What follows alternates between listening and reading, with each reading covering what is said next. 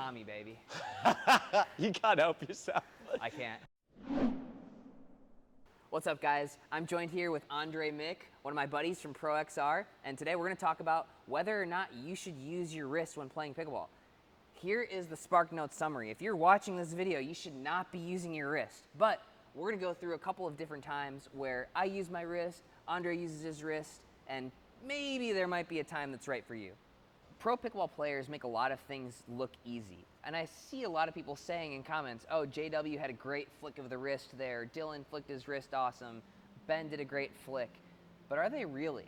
So we're gonna go through shot by shot and dissect whether or not players are flicking and breaking their wrist on some of these shots. So Dre, I would say that you're probably one of the wristiest players in pickleball. Like, what are you doing when you're utilizing your wrist, and why do you do it?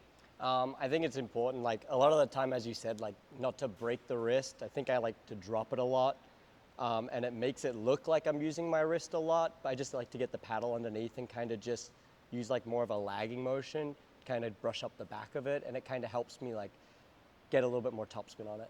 Yeah, definitely. So I think something that's important here is to define using the wrist. Mm-hmm. What I mean by using the wrist is the wrist position changing throughout the hitting zone of the shot. So am I flicking the wrist as I'm making contact versus if I'm hitting a forehand, my wrist position changes after I swing through that ball. Yeah. So what I would consider to be using the wrist is the wrist position is changing throughout the contact zone. I want to show you the Yobow, the world's most compact massage pistol. It comes in this small carrying case, which is easy to travel with and fits right in my pickleball bag. At just over 1 pound, the Yobow therapeutic massage pistol is the most compact massage pistol design ever. The perfect combo of power and size, making it perfect for relief on the go. The Yobow therapeutic massage pistol comes with 4 interchangeable heads. Check out the link in the description to get yours today. All right, we're gonna go through each of the shots in pickleball and see how much pros actually use their wrist. First things first, the serve. Do you think that you use your wrist on your serve? No, I think I just kind of turn my paddle face a little bit before it and get it set up to where I can brush it a little bit more. And then after that, it's mainly all follow through. So typically I like to turn the paddle face a little bit, open stance, keep it up.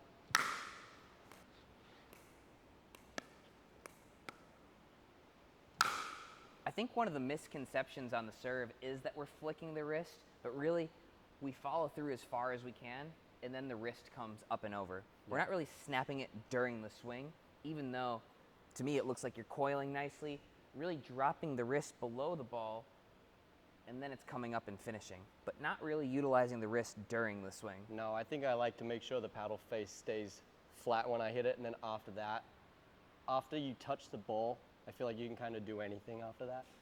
But before it, I just like to let it loose. Lay the wrist back? Yep. So on the returns, yep. Wrist or no wrist for you? I would say it's kind of the same as the serve. Yeah, I think in the backswing it's laid back a little bit, and after that I kind of make sure the follow through is over the shoulder. Yeah. Yeah. Yeah, I definitely see sometimes people at the amateur or the rec level are really chopping and using their wrist to get some backspin, which, don't get me wrong, the wrist is going to give you more spin, but it's also going to give you so much more variability. So I'd say on something like that return of serve, probably just staying compact is more important. All right, third shot drives. Wrist or no wrist? Wrist. Wrist, okay. But not the way you think. Well, let's hear it. All right, so I like to typically have a shorter follow through on my drives to make sure I get a bit more dip. So I think as opposed to the serve, I'm going all the way through, but I have the same take back, but at the very moment I touch the ball, I kind of do that windshield wiper type thing where I just kind of go over. So it's a little bit of forearm motion, but people kind of mix that up with using their wrist a lot instead. So that's kind of how I like to hit my drive and get I would a bit have more considered brush. that using the wrist. Yeah. But hey, I mean, there is a time for it, right? There is a time. So it does generate a ton of that topspin. It's probably not right for you, but you do see some of that at the pro level. All right, third shot drops. Wrist or no wrist? No wrist. No wrist, why? I mean, it just adds an extra layer that might cause the ball to pop off. I think just having a stable wrist, you can push through the ball and kind of use a tempo. I think it's just more of a softer shot, so you don't really need it. Fair. It's not an offensive shot, right? That last one where we were hitting those drives, that's offensive. You might want to generate a little bit more of that topspin. On that drop shot, you're not trying to be super offensive with it, so I'd agree, no wrist. All right, Mick, transition zone, resets, wrist or no wrist? No wrist. No wrist, why? I mean, it's the same thing. If you use your wrist, that ball's just going to pop up. So I think just keeping your paddle like nice and still, keeping a firm wrist, and just letting the ball do the work is the best thing to do. For sure. Yep. Here in that midcourt, when somebody's smashing that ball at us, we also really want the stability, right? If we're in a position where we're going to try and use our wrist, ball's going to smack the paddle and not be very stable. I'm really trying to make sure that my wrist is in a strong position here in that midcourt. I mean, that's why you also see some people put two hands on, make sure that the wrist stays stable. A lot of stability. Dinking. This is a controversial one. Yeah, it is. Wrist or no wrist? I say no wrist, but I've been told sometimes that that could also be a little bit wrong. So I'll let you kind of take the reins. I don't know. That's why I'm asking you the question. Okay, good. So here's my theory. I think on dinking, the pros look like we're using our wrist. Really, it's because we're doing very deceptive things. We're doing last-minute changes, but I don't think our wrist is actually in motion as we're hitting these dinks. So I might do something where I drop the ball, or I have drop the paddle down and flick the ball cross court, but I'm not doing that with my wrist. I'm doing that with a last-second change of position, right? So I think it's like a lot of like wrist maneuverability. I would say, like, I see a lot of players, and I think I do it myself, where like all of a sudden I'm on the forehand and my wrist looks like this, and then 2 seconds later I'm on the backhand, my wrist looks like this. So I think that you need to put your paddle in position that, you know, gets the ball to where you want it to go, depending on where the ball is as well. So I think it makes it look like we're using our wrist a lot, but realistically we're just setting it up, you know, to hit the best dink possible. Yeah. So I think during the swinging motion, the wrist is sort of set, but we're changing it around a lot right up until we start that actual swing. Yeah.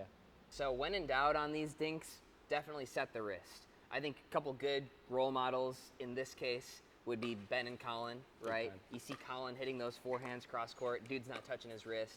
Ben knifing those backhands cross court, really no wrist. Sometimes Ben comes over to the middle, drops that paddle head down, and does some funky stuff. But at the end of the day, the most consistent shots are always the ones without that wrist on the dink.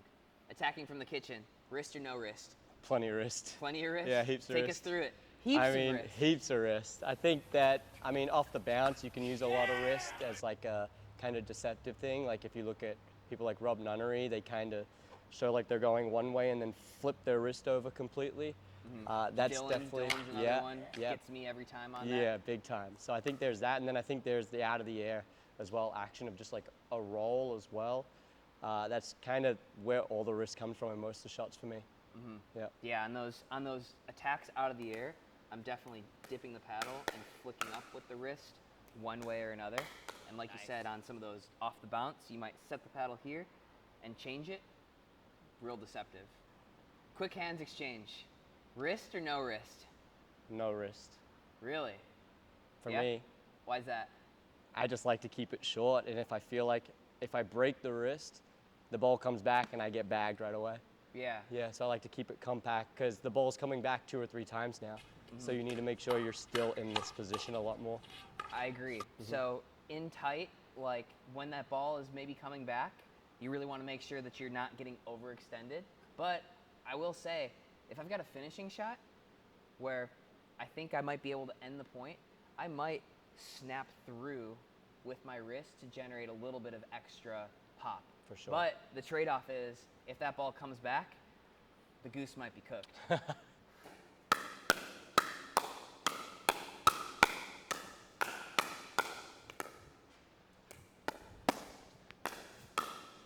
Dirty.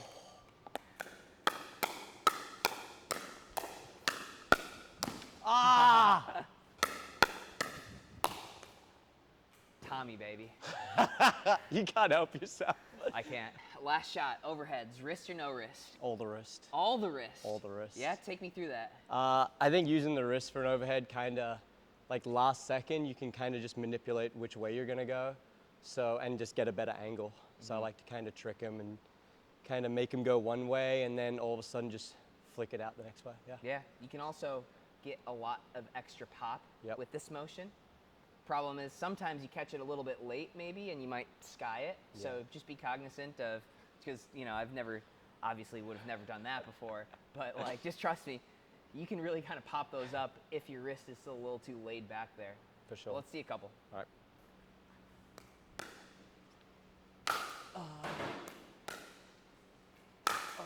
Whew.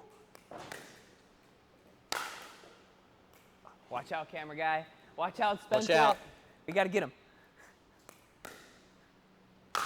Ah! All right, Dre, thanks for taking us through all those different times. No I would worries. say, really, the only time where you do want to use that wrist is when you've maximized your spin generation by just brushing, right? If you feel like you have topped out the amount of spin you can get just by brushing up the back of the ball, maybe that's when you start to add that little bit of wrist in. Additionally, I'd say we really don't want to be doing too much of this until we're probably 4 or 5 plus in level. Yeah, I think so, for That's where sure. that spin really makes the biggest difference. Anything else you want to add? No, as I said, I think there's a time and place. I think wrist maneuverability is a big thing, but setting your paddle where do you want the ball to go is kind of the biggest thing for sure. So, yeah. Perfect. Easy. Well, toss Andre a follow. Thank you for those tips. And yeah, that's about it. My wrist to generate a little bit of extra pop. For sure. But the trade-off is if that ball comes back, the goose might be cooked. The goose might be cooked. That's pretty good.